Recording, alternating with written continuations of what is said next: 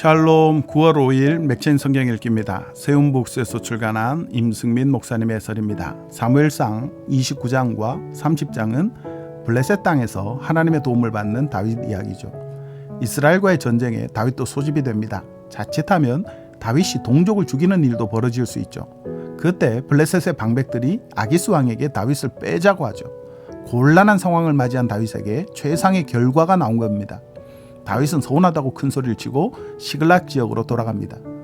이스라엘의 왕이 될 다윗이 이스라엘 사람들을 죽여야 하는 위기를 맞자 하나님께서 이렇게 도와주셨죠. 다윗은 이스라엘이 아니라 이스라엘의 원수인 아말렉을 쳐서 진멸합니다. 사울이 하지 못했던 일을 다윗이 했습니다. 다윗이야말로 이스라엘의 진정한 왕이죠. 하나님께서 그의 인생을 그렇게 인도하고 계십니다. 고린도전서 10장은 모든 일을 하나님의 영광을 위해 하라는 바울의 가르침이죠. 바울은 구약에 나오는 이스라엘 백성들의 실패가 교회의 본보기가 된다고 말합니다.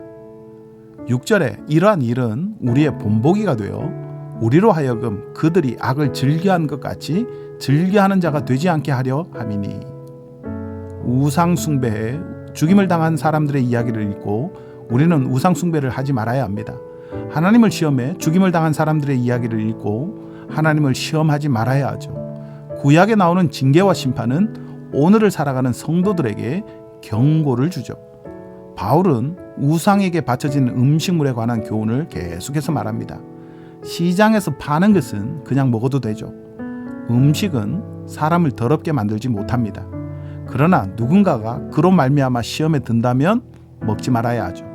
24절에 누구든지 자기의 유익을 구하지 말고 남의 유익을 구하라 말씀하시죠. 자신을 만족시키기 위해 무슨 일을 하지 말고 먹든지 마시든지 무슨 일을 하든지 다 하나님의 영광을 위해 해야 합니다. 에스겔 8장은 에스겔이 예루살렘 성 안에 있는 우상의 환상을 보는 장면이죠. 여호와의 권능이 에스겔에게 임합니다. 불같은 형상이 하나님의 환상 가운데로 에스겔을 데려가죠. 예루살렘 안뜰로 들어가는 북향한 문이죠. 왕들이 예배드리러 올 때 사용하는 문인데 그곳에는 질투의 우상이 세워져 있었습니다. 성전 안쪽에 있는 담을 헐고 들어가 보니 문 하나가 나옵니다.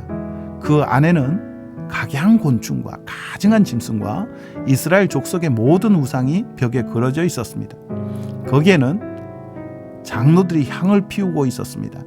성전으로 들어가는 북문에는 여인들이 담무스를 위해 애곡하고 있었습니다. 담무스는 바벨론의 신입니다. 다시 성전 안뜰로 가보니 이번에는 제사장들이 태양을 숭배하고 있었습니다. 하나님을 섬겨야 할 성전에 온갖 우상들이 가득했던 겁니다. 하나님은 다 알고 계십니다. 예루살렘 성전에서 은밀히 우상 숭배하던 일들을 다 알고 계시듯이 우리가 마음속에 은밀히 숨겨놓고 섬기는 우상들을 다 알고 계십니다.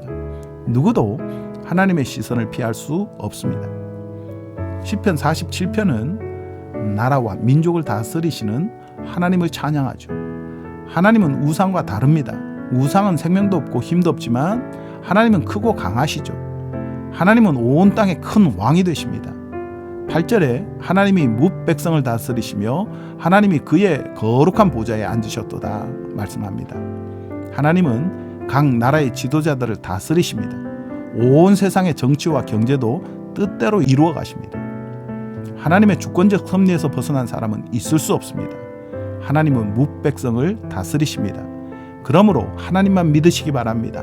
권력과 제도와 사람이 아니라 하나님께서 진정한 통치자십니다.